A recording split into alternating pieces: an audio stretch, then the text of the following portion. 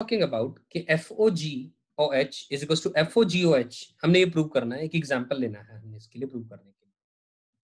एक काम करते हैं, let us take an example, fx is equal to 2x, gx let us take as 1/x and hx को मान लेते हैं e पावर 1/x।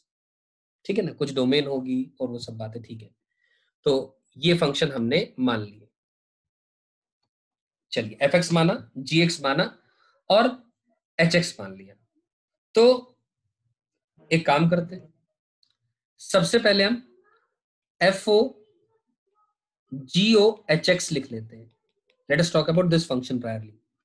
ठीक, FOG ऑफ HX यानी FOG ऑफ HX कौन है? e power 1/x।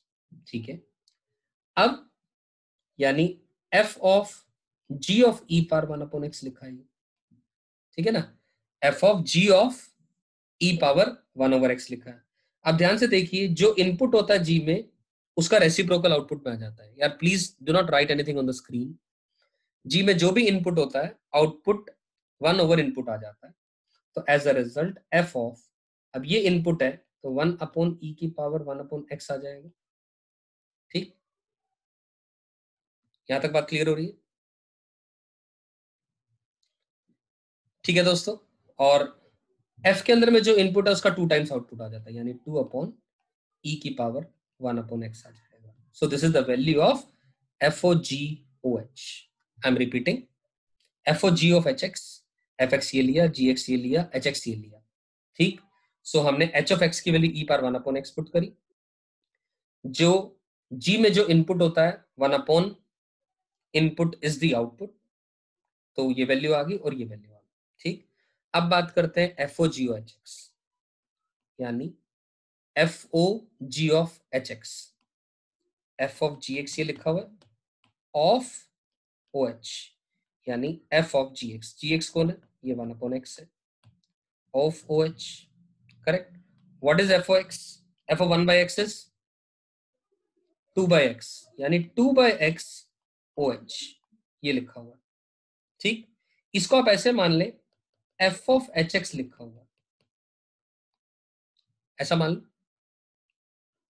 जहां पर कैपिटल fx जो है वो 2/x है। आप ऐसे मान लो, एक नया फंक्शन मैंने नया रूल बना दिया, 2/x उसको कैपिटल F मान लिया और कैपिटल fx जो है ना वो 2/x आ गया, तो f of hx आ गया। तो ध्यान से देखिए, f of hx इस लॉजिक से, अब f of what is hx? hx is e power 1/x। तो एज अ रिजल्ट इस रूल से क्या वैल्यू आ जाएगी? इस रूल से वैल्यू 2/e की पावर 1/x तो आएगा। 2 times the 1 input is the output. So this value and this value both are same. So this is what we wanted to prove. We proved it via an example. I am sure you all are able to understand it. Clear? तो चलते हैं आगे। So there is the third result written. If f is a function from a to b and g is a function from b to c is a bijection, then g of a to c is also a bijection.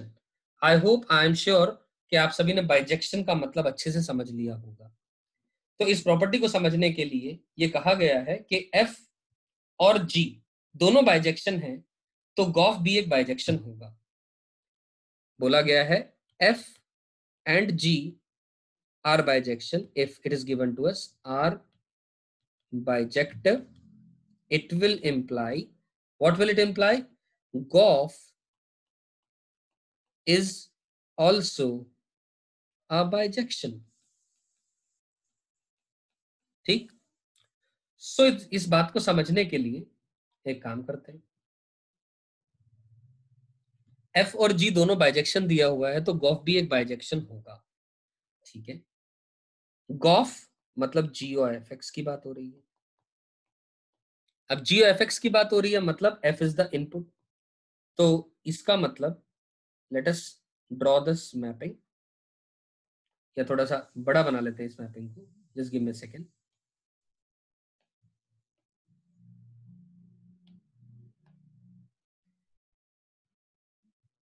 let us say this one, and this one. This is a function a to b to c. a से b, b से c ये function दिया हुआ है. a से b f function की बात हो रही है और b से c g फंक्शन की बात हो रही है. तो we are interested in g o f. ये हमने बना लिया, पहले f बना लिया और फिर g बना लिया.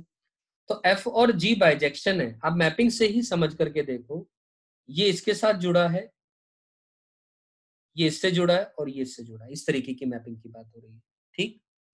बाइजेक्शन का मतलब होता है 1 1 on 2, 1 1 एंड on 2. ठीक. यानी 1 1 है और रेंज बराबर कोडोमेन है. तो कन्फर्म है एफ फंक्शन ऐसा ही होना पड़ेगा कि रेंज उसकी कोडोमेन के बराबर होगी. यानी बी की जो डोमेन है उसमें कोई भी एक भी एलिमेंट फालतू नहीं होगा. ठीक. तभी वो बाइजेक्टिव होगा एफ. इसी तरह जी को भी बाइजेक्टिव होना है. ये इसके साथ जुड़ा है, लेट अस से ये इसके साथ जुड़ा है और ये इसके साथ जुड़ा है. ठीक. अब जी भी बाइजेक्टिव है तो जी भी 1 1 on 2 है. यानी जी की भी रेंज में वो सारे एलिमेंट हैं जो जी की कोडोमेन में अवेलेबल है, यानी सेट सी के अंदर में अवेलेबल है. तो एज अ रिजल्ट दोस्तों ध्यान दो इस बात पे कि ये जो फंक्शन आ रहा है ए से लेकर के सी, जो एक फंक्शन आ रहा है यानी एच, ए से लेकर के सी यानी एच का नाम मैंने बोल दिया g of x.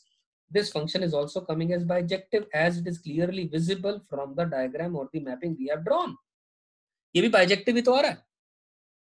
This is coming as bijective, am I right? क्योंकि इसके अलावा आप बनाओगे तो बाइजेक्टिव नहीं आएगा. मान लो किसी ने गलती से ये बना दिया, लेट अस से, मैं एक बार ड्रॉ करके दिखा देता हूँ कि मान लो ऐसा कोई बच्चा कह रहा है कि सर ऐसी भी तो हो सकता था कुछ ऐसा. अरे भाई साहब ऐसा कैसे हो जाएगा, ये हो ही नहीं सकता, पॉसिबल ही नहीं है. रीजन बीइंग कि अगर ये हो जाएगा तो मतलब एफ ही तुम्हारा क्या नहीं होगा, एफ ही ऑन टू नहीं होगा. और एफ ऑन टू नहीं होगा तो जो गिवन कंडीशन है वही गलत हो गई, और गिवन कंडीशन ही नहीं है सही, तो फिर आगे हम रिजल्ट की बात ही क्या करें.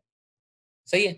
तो if f and g are bijective then I will say के g o f is also a bijection. This has been proved and I am sure ये बात आप सभी को अच्छे से समझ में आ गई है.